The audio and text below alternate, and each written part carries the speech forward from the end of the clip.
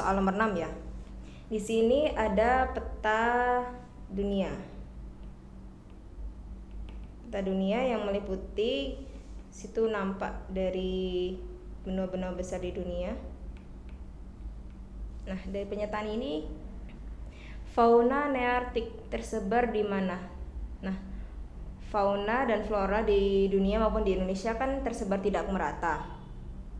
Nah, fauna nearktik ini itu wilayahnya di sebelah mana ya? Tuh, fauna nearktik ini menurut teori itu di sini, di Amerika Utara. Ini nearktik. Nah, kalau di sini Amerika Selatan itu namanya fauna neotropik. Sedangkan di Afrika itu Ethiopian. Kalau di Asia itu namanya Palearktik. Ini sebagian Eropa juga termasuk ya. Ini Palearktik. Kalau di sini Orientalis. Kalau di sini Australis, di benua Australia.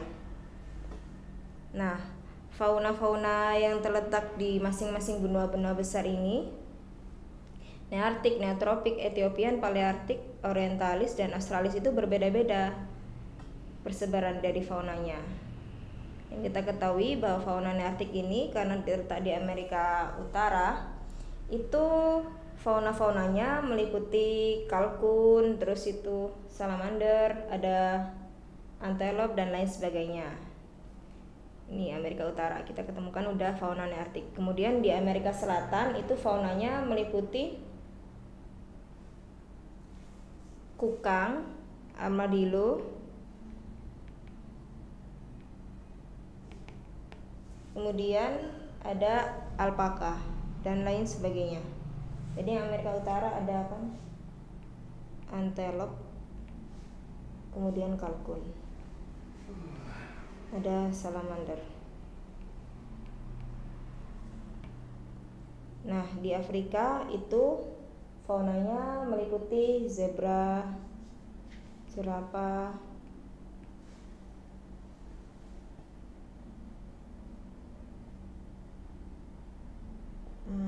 terus itu ada singa dan lain sebagainya. Kemudian yang di Asia, Palearktik itu meliputi bison, kemudian unta, panda, dan lain sebagainya.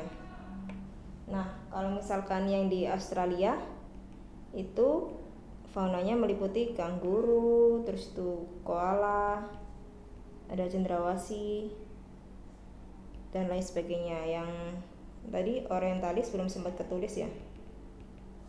Itu orientalis meliputi tapir, babi rusa, kemudian komodo,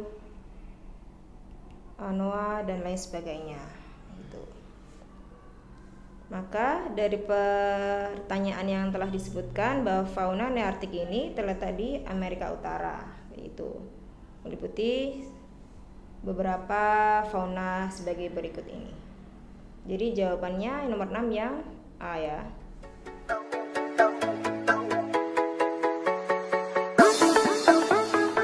Kita ke soal nomor 7 ya. Kita baca dulu soalnya. Jumlah penduduk usia 65 sampai 74 tahun pada pertengahan tahun sebanyak 200.000 jiwa. Nah, jumlah kematiannya usia 65 sampai 74 tahun sekitar 900 jiwa per tahunnya. Jadi, angka kematian khususnya penduduk di wilayah tersebut itu berapa? Yang ditanyakan itu angka kematian khusus atau ASDR. Yang mana ASDR itu age specific death rate. Nah, rumusnya apa sih ASDR tuh? ASDR itu rumusnya kematian dari penduduk di tahun tertentu dibandingkan dengan populasi penduduk di tahun tertentu dikalikan 1000 atau dikalikan konstanta. Konstantanya 1000. Nah, tadi kan kematiannya berkisar 900 jiwa per tahunnya, dibagi 200.000 jiwa, dikalikan 1000. Ini kita coret 900 kali 10 ada 9.000, dibagi 2.000 ada 45 jiwa. Jadi angka kematian khususnya atau ASDR-nya itu berkisar 45 jiwa per tahunnya. Maka jawabannya yang B. Oke.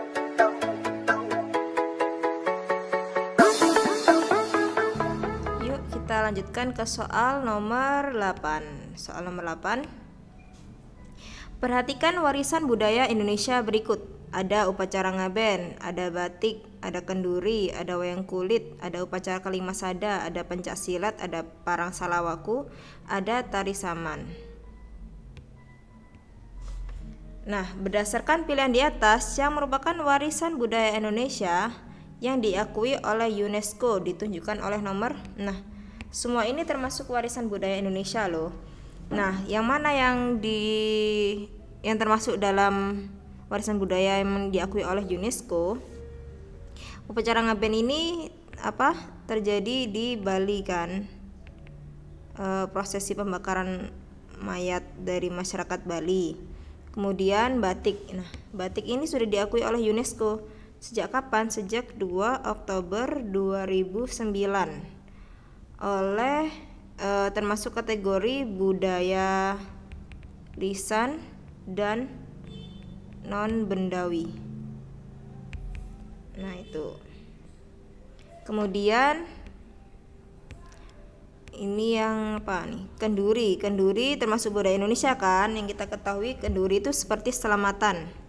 Tapi belum masuk nih ke yang diakui oleh UNESCO. Nah, selanjutnya ke nomor 4. Yang nomor 4 ini sudah diakui UNESCO, yakni wayang kulit. Wayang kulit itu diakui UNESCO sejak 2013.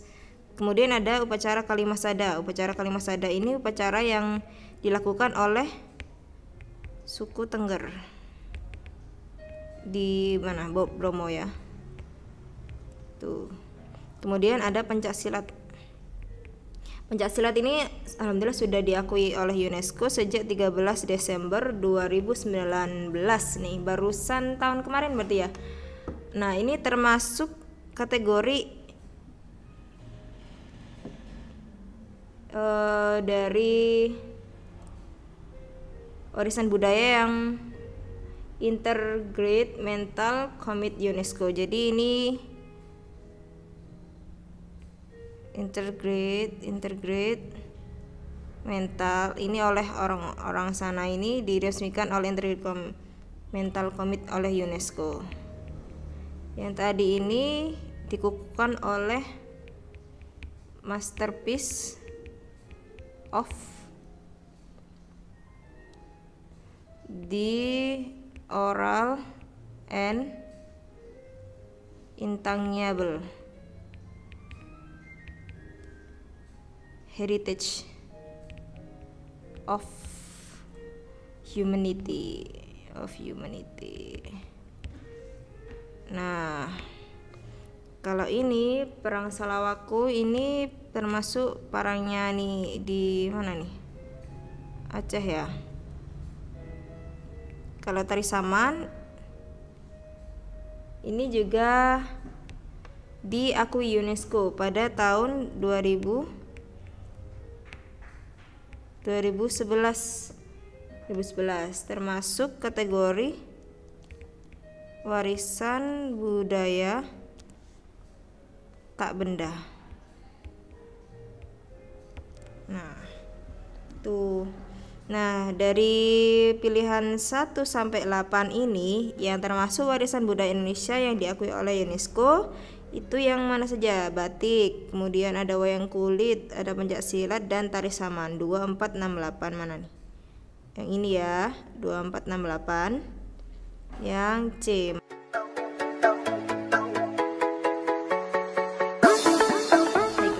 kita lanjutkan ke soal nomor 9. Baca dulu ya soalnya. Indonesia merupakan negara yang kaya akan sumber daya alam dengan jenis sumber daya alam terbarukan dan sumber daya alam yang tak terbarukan. Apa nih? Tadi kan udah kita bahas bahwa yang terbarukan itu yang dapat diperbarui, yang jumlahnya banyak, melimpah, dan tidak terbatas. Contohnya SDA yang terbarukan. Itu ada air, angin, sinar matahari, tanah, dan lain sebagainya. Pokoknya yang tidak terbatas ya, flora fauna tuh juga. Tapi flora fauna kan juga tertentu pasti memiliki kepunahan. Tuh, tapi yang jelas yang keempat ini yang melimpah dan terbarukan. Kemudian ada sumber daya alam yang tak terbarukan. Karena dia itu jumlahnya terbatas ya, dan tidak bisa diperbarui lagi. Kalau udah habis ya habis, kalau sudah menipis ya menipis. Nah ini, sumber daya alam tak terbarukan itu ya contohnya yang ada di alasan dari soal ini. Ada minyak bumi, ada gas alam, ada batu bara,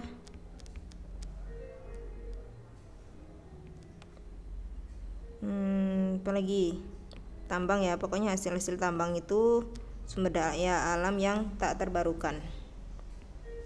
Nah benar, emang yang tidak terbarukan, sehingga suatu saat akan semakin habis jumlahnya kalau kita tidak mencari alternatif lain, energi alternatif lain. Nah kita baca keseluruhan soalnya. Indonesia merupakan negara yang kaya akan sumber daya alam dengan jenis sumber daya alam terbarukan dan sumber daya alam yang tak terbarukan. Sebab minyak bumi, gas alam, dan batu bara merupakan sumber daya alam yang tak terbarukan dan yang tak terbarukan di Indonesia, sehingga suatu saat akan semakin menipis jumlahnya. Dari pernyataan dan alasan ini sama-sama benar loh. Sama-sama benar namun tidak saling terkait.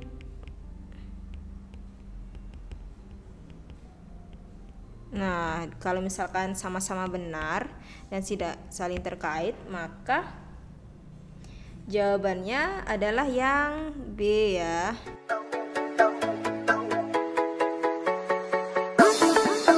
Nomor 10 ya. Kita baca, pemanfaatan lahan dengan pola tumpang sari lebih memberikan jaminan ketahanan pangan bagi petani. Karena apa? Kita ketahui dulu apa itu pola pertanian tumpang sari.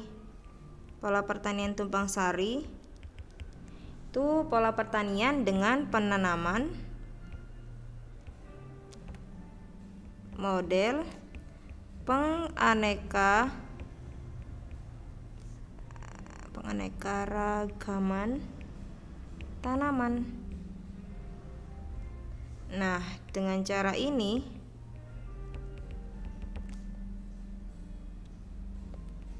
hasil yang didapat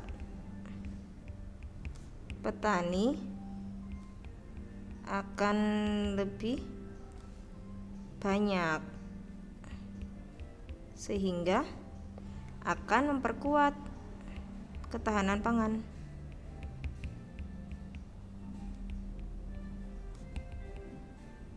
Nah, gimana sih modelnya pertanian tumpang sari ini? Kayak gini ya, misalkan ada suatu pertanian nih, sawah, padi-padi kayak gitu. Hijau ya. Sawah ini kemudian dialiri oleh air. Nah, dialiri oleh air. Nah, air ini juga sekalian dihuni ikan-ikan sini. Nah, jadi selain ini tuh airnya menggenangi lahan sawah, itu ada kehidupan dari ikan-ikan di dalamnya. Misalkan ditaruh ini ikan koi, kalau misalkan airnya jernih. Nah, di sini kan bisa sekalian panen nih, panen padi sekaligus panen ikan. Nah, itu tumpang sari. Ada juga yang kayak gini. Misalkan ini ada lahan ya. Ada kolam isinya air, ini isinya misalkan ikan-ikan lele. Nah, di atasnya ini diberikan kayak pipa-pipa gitu, pipa-pipa. Di sini ditaruh stroberi, ditaruh tanaman stroberi di atasnya. Nah kan bisa nanti sekaligus panen stroberi dan sekaligus panen ikan, sama kayak juga kayak gini. Tuh. Ini stroberi. Nah, jadi kan beraneka ragam. Ini selain ini juga masih banyak lagi ya model-model tumpang sari yang lain. Tapi ini sebagian contoh dari pertanian model tumpang sari. Penganekaragaman tanaman. Dengan cara ini hasil yang didapat petani akan lebih banyak, sehingga memperkuat ketahanan pangan. Oleh sebab itu, dari soal ini maka petani itu menghasilkan komoditas yang beraneka ragam. Di option yang jawabannya yang D, gitu ya.